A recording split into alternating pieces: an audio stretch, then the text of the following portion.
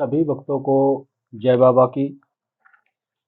एक बार फिर मैं आप सभी भक्तों के समक्ष उपस्थित हुआ हूँ भक्ति सागर पंचद्वार बराड़ा धाम चैनल के माध्यम से। आज हम बात करेंगे गुरु के ऊपर कि हमारे जीवन में किस प्रकार के गुरु होने चाहिए और आध्यात्मिक गुरु और सांसारिक गुरु में अंतर क्या होता है। अगर हम आध्यात्मिक गुरु बनाते हैं तो हमारे जीवन में किस प्रकार से कार्य करते हैं। अगर हम सांसारिक गुरु बनाते हैं तो वो हमारे जीवन में किस प्रकार से कार्य करते हैं और किस प्रकार से हमारे ही गुरु हमारा नुकसान भी कर देते हैं। ये जानना आप लोगों के लिए बहुत आवश्यक है, क्योंकि आज के समय में आप लोगों ने अक्सर देखा होगा कि आपने जिसको गुरु बनाया उसने ही आपका विनाश कर दिया। इसलिए आप सोच समझकर ही गुरु बनाएं।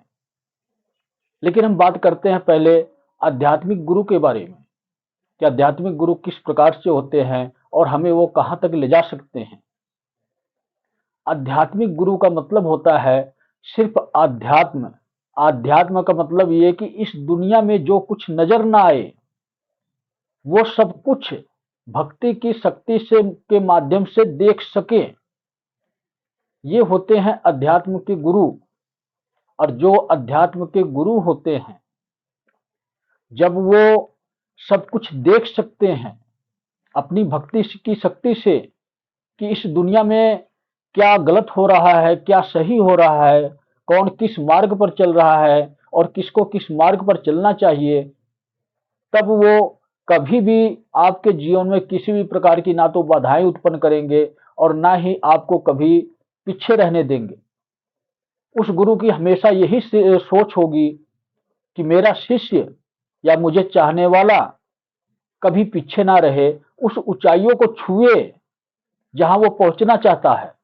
और अध्यात्म की लाइन में वो खुद गुरु यही चाहता है कि आपको उस परमपिता परमेश्वर से मिलवा सके और उसके लिए जितना उससे हो सकता है वो मार्ग देता है।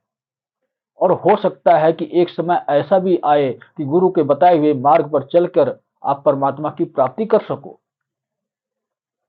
आध्यात्म गुरु हमेशा भक्ति का ही मार्ग दिखाता है। उसको दुनिया के क्रियाकलापों से कोई मतलब नहीं होता है। दुनिया में क्या चल रहा है, कौन इंसान झूठा है कौन सच्चा है, उसको इससे कोई 1% भी मतलब नहीं होता है। वो क्यों नहीं होता है? क्योंकि वो सत्य को देख चुका है, सत्य को पहचान चुका है। और जब भी आप उसकी शरण में जाओगे तो उसकी कोशिश यही रहेगी कि आप भी सत्य के मार्ग पर चलो। और जब तक हम अपने जीवन में सत्य का मार्ग नहीं अपनाते हैं, तब तक हम अध्यात्म में या परमात्मा की किसी भी प्रकार की कोई भक्ति करते हैं तो हम सफल नहीं हो पाते हैं। सबसे बड़ी परेशानी का कारण यही बनता है, असत्य का मार्ग हमारे जीवन में अड़चने आती हैं तो असत्य के मार्ग पर चलने की वजह से ही आती है। अगर आपको अध्यात्म में प्रवेश करना है, अपना जीवन सफल बनाना है, आप चाहते हो कि मैं स्वयं की भक्ति से स्वयं की शक्तियों को जागृत करूं और अपने आप को स्वयं को पहचान सकूं कि मैं कौन हूं और मैंने कर्म क्या किए हैं और ये जो मेरा जन्म हुआ है, पिछले जन्मों के जो बुरे कर्म हैं वो किस प्रकार कटेंगे, तो उसके लिए बहुत ही अनिवार्य होता है आध्यात्मिक गुरु। अब आप कहोगे इस प्रकार से आध्यात्मिक गुरु हमें संसार में तो मिलेंगे ही नहीं, ढूंढने पर भी नहीं मिलेंगे। इस बात को मैं भी समझ सकता हूं कि आज के समय में कम से कम आध्यात्मिक गुरु हैं। जितने भी गुरु आपको आज के समय में मिलेंगे सब दुराचारी और व्यभिचारी मिलेंगे, जिनकी सोच कुछ और होगी और मंजिल कुछ और होती है। चाहते कुछ और करना है लेकिन करते कुछ और है। ऐसा क्यों होता है? यही बात आ गई कि आजकल के गुरु हमेशा अपने ही शिष्यों का बुरा सोचते हैं। लेकिन हमारे जीवन में आध्यात्मिक गुरु जो होते हैं, सबसे पहले नंबर पर वो आपसे कभी कुछ मांगेंगे नहीं, कभी भी उनकी किसी भी प्रकार की कोई डिमांड नहीं होगी। वो भिक्षुक होते हैं। भिक्षुक का मतलब ये कि अगर आपने कभी भी अपनी इच्छा से कुछ दिया तो वो एक भिक्षा के स्वरूप में स्वीकार करते हैं। वो कभी ये नहीं सोचते कि मेरा शिष्य है तो इसकी वजह से मेरा गुजारा चलेगा या इसकी वजह से मैं अपने सांसारिक सुख को प्राप्त कर सकता हूं।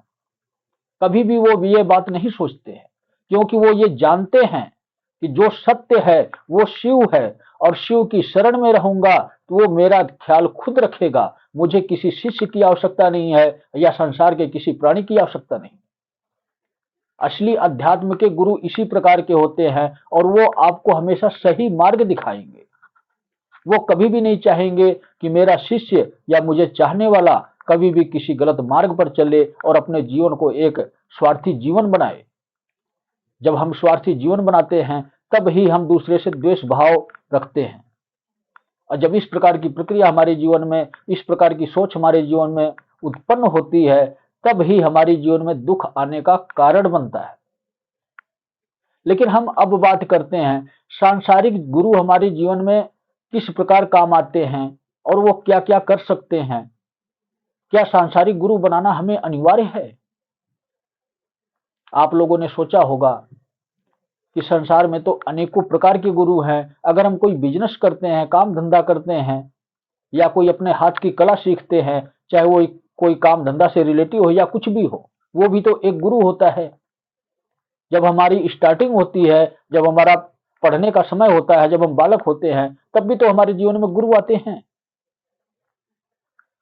ये अच्छी बात है कि आपको आगे बढ़ने के लिए अपने जीवन में किसी को गुरु बनाना पड़े तो आप हजारों करोड़ों गुरु बना सकते हो, लेकिन इन्हीं गुरुओं में से ही एक गुरु और होते हैं जिनके पास आप जाते हो अपना दुख लेकर, और उनके आचरण, उनके स्वभाव देखकर आप समझ नहीं पाते हो कि ये गुरु हमारे जीवन में क्या कर सकते हैं, क्या नहीं कर सकते हैं।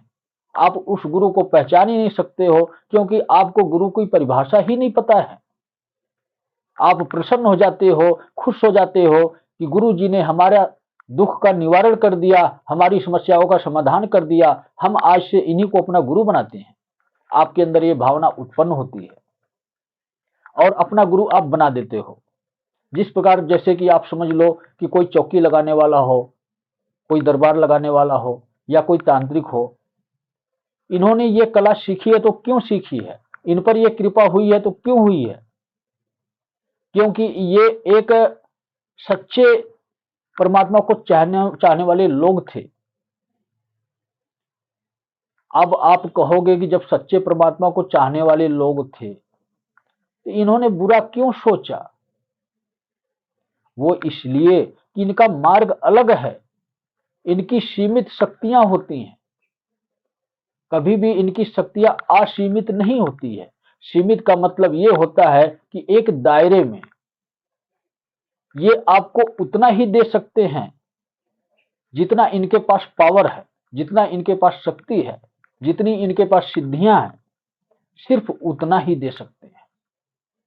और एक समय ऐसा आता है कि आपके ही कार्य आपके गुरु के पास नहीं हो पाते हैं। क्यों नहीं हो पाते हैं? उनके अंदर वो सामर्थ्य नहीं है, वो शक्ति नहीं है, क्योंकि उन्होंने उतने ही तंत्र मंत्र की सिद्धियां प्राप्त की हैं जिससे वो कार्य कर सकते हैं। और हो सकता है कि उनकी तंत्र मंत्र की सिद्धियां आपके ऊपर ना कार्य कर रही हों, आपके ऊपर कोई ऐसी नेगेटिव ऊर्जा हो जिससे वो टकरा कर स्वयं ध्वस्त हो जा रही हो, इसलिए आपके किसी किसी के कार्य भी नहीं होते हैं अपने गुरु के पास। दुनिया में अनेकों प्रकार की शक्तियां होती है, नेगेटिव शक्ति, पॉजिटिव शक्ति, लेकिन इसी नेगेटिव और पॉजिटिव शक्तियों में अनेकों प्रकार की शक्तियां होती हैं जिनके बारे में हमें ज्ञान नहीं होता है। और ये बातें अध्यात्म के जो गुरु हैं वो समझ सकते हैं, वो देख सकते हैं कि क्यों आपके कार्य नहीं होते हैं। लेकिन हम बात कर रहे थे कि सांसारिक गुरु हमारे जो होते हैं वो किस प्रकार के होते हैं और हमारे जीवन में किस प्रकार से काम आते हैं।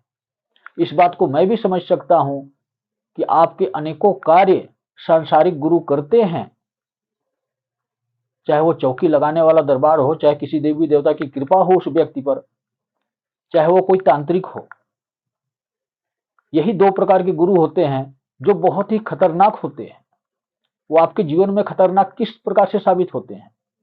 कभी भी किसी भी प्रकार से अगर उनके मन को ठेस पहुंची आपके शब्दों से, आपके वाणी से या आपके किए हुए कर्मों से, तो वो आपसे दूर हो जाते हैं।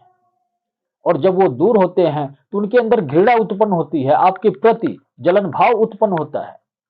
जब ये प्रक्रिया होती है तो वही गुरु अपनी शक्तियों के बलबूते पर आपका ही बुरा कर देते हैं और फिर आप इधर उधर भटकते हो और यही कहते फिरते हो कि हमारे गुरु ने हमारे साथ ऐसा किया, छल किया। उसने छल नहीं किया, उसने जो किया सही किया। उसका जीवन जब स्वार्थी है, जब उसने तंत्र मंत्र की प्रक्रिया ही सीखी है अपने लिए, उसने अपने लिए अपनी शक्तियों का इस्तेमाल किया, अपने भले के लिए, अपने अच्छे के लिए अपनी शक्तियों का इस्तेमाल किया। इसमें उसका अपना स्वार्थ छिपा था। आपका किसी न किसी कारणवश उस गुरु से, गुरु और शिष्य का रिश्ता टूट चुका है, आप दोनों के बीच दुश्मनी पैदा हो चुकी है, तो उसने अपना कर्म किया। मैं तो कहता हूं कि आप लोगों को ऐसे गुरुओं के पास जाने की क्या आवश्यकता पड़ी? क्यों जाते हो आप ऐसे गुरुओं के पास? ये गुरु इस प्रकार के जो होते हैं कभी किसी का नहीं होते हैं। वो तो स्वयं अपने घर के सदस्यों का भी नहीं होते हैं। आप लोगों ने अक्सर देखा होगा कि कोई भी तांत्रिक हो या चौकी लगाने वाला, दरबार लगाने वाला कोई भी व्यक्ति हो, कभी भी ऐसा हुआ है कि उस व्यक्ति के मरने के बाद उसका परिवार सुखी रहा हो?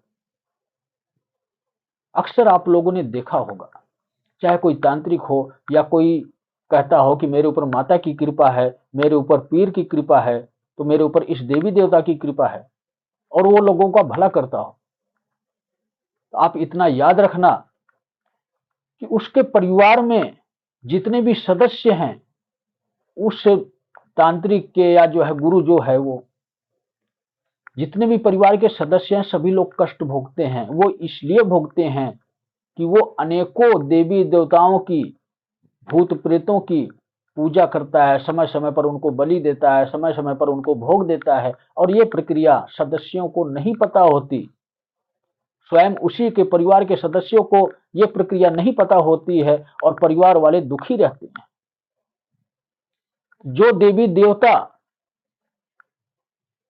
उसी परिवार के सदस्यों को ना पहचान सके, सिर्फ अपने स्वार्थ के लिए उसी परिवार को ही दुखी करे, परेशान करे, वो दुनिया में बाहर के इंसानों का क्या भला सोचेगा?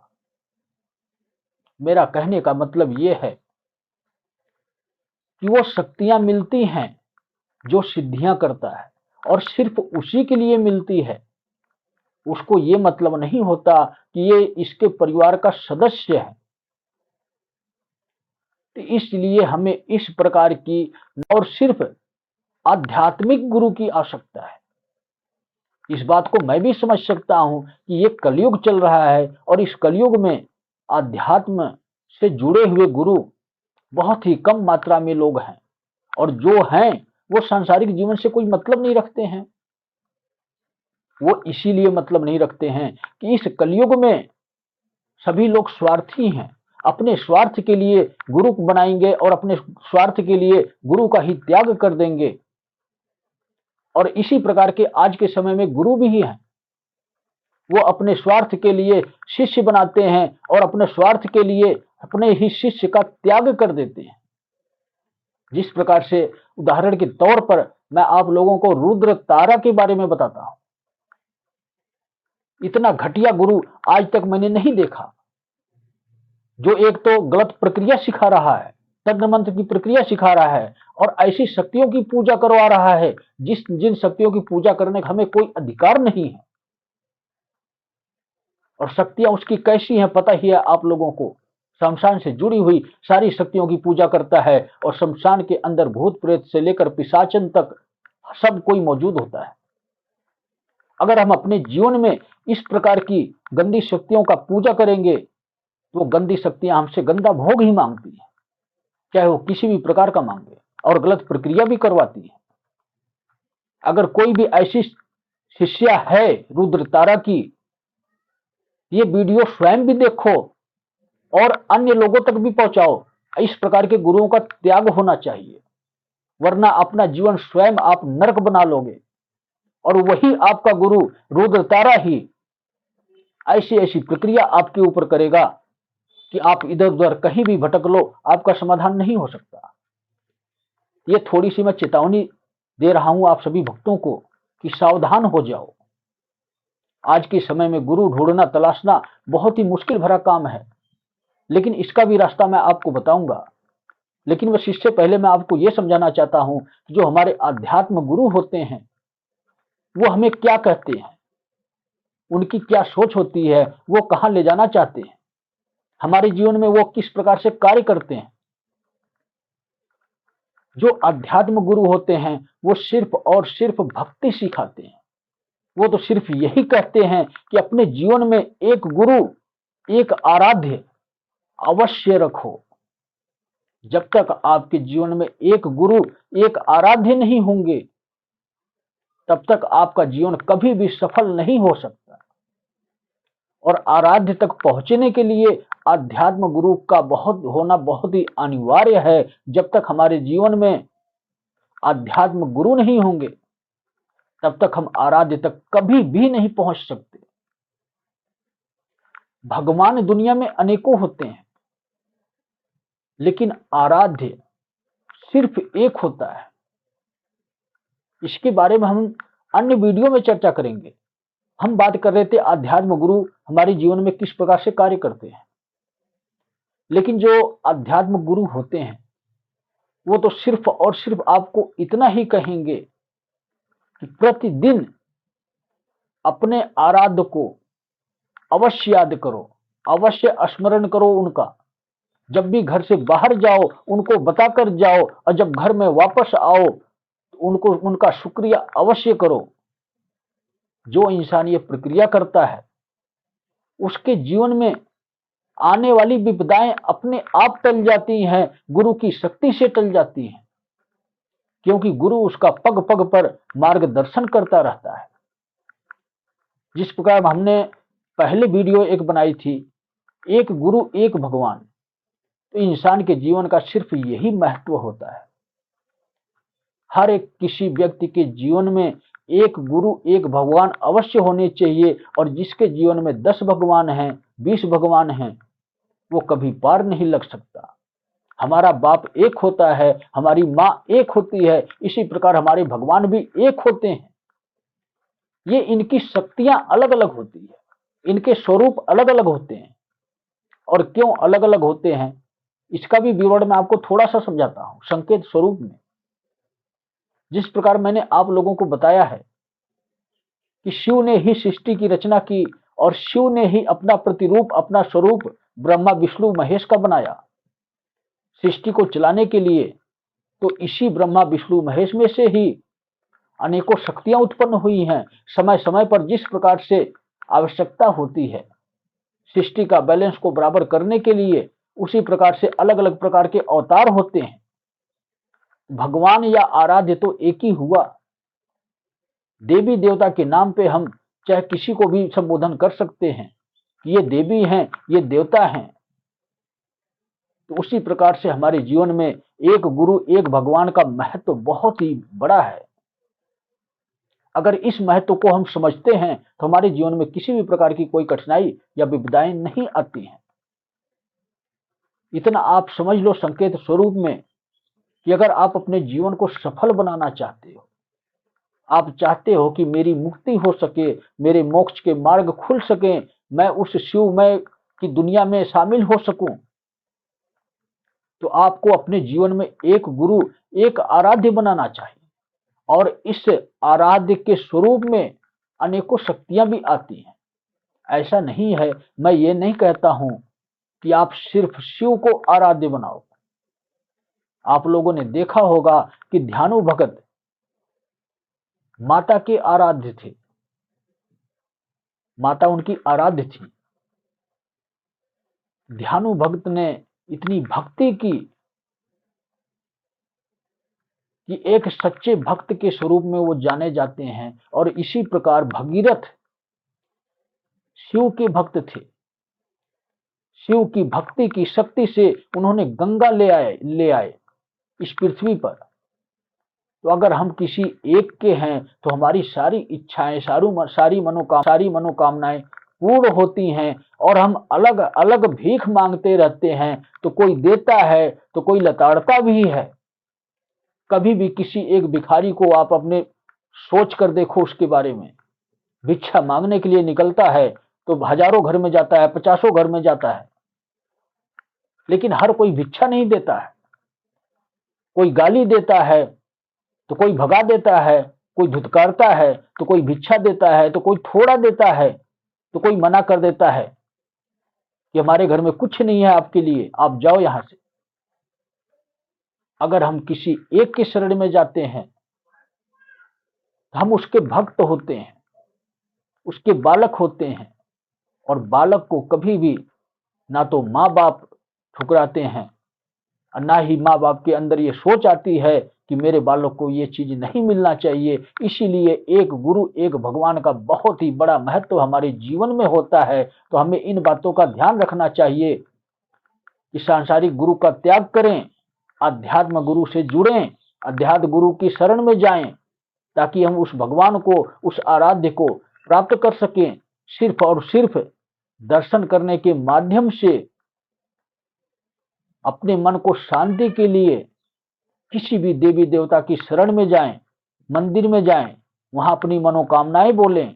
क्योंकि अगर हमारे जीवन में एक गुरु, एक आराध्य हैं, हम किसी भी शक्तिपीठ पर जाते हैं, किसी भी मंदिर में जाते हैं, तो वहां पर भी हमारी मनोकामनाएं पूर्ण होती हैं। लेकिन इतना आप याद रखो कि हमारे जीवन में अगर सांसारिक गुरु है, कोई तांत्रिक है, कोई चौकी लगाने वाला है, कोई दरबार लगाने वाला है, कोई कथावाचक है जो स्वार्थी हो, इस प्रकार के गुरु अगर हमारे जीवन में हैं, इतना मैं गारंटी के साथ कहता हूं कि आप दर बदर जहां मर्जी ठोकरे खा लो, चाहे किसी भी तीर्थ स्थल पर चले जाओ, किसी भी शक्तिपीठ पर चले जाओ, आपकी मनोकामनाएं कभी पूर्ण नहीं होंगी। और अक्सर आप लोगों ने देखा होगा कि बहुत से भक्त ऐसे भी होते हैं जो कि तीर्थ स्थल पर यात्रा के लिए जाते हैं, दर्शन के लिए जाते हैं, लेकिन फिर भी उनके साथ अशुभ हो जाता है रास्ते में।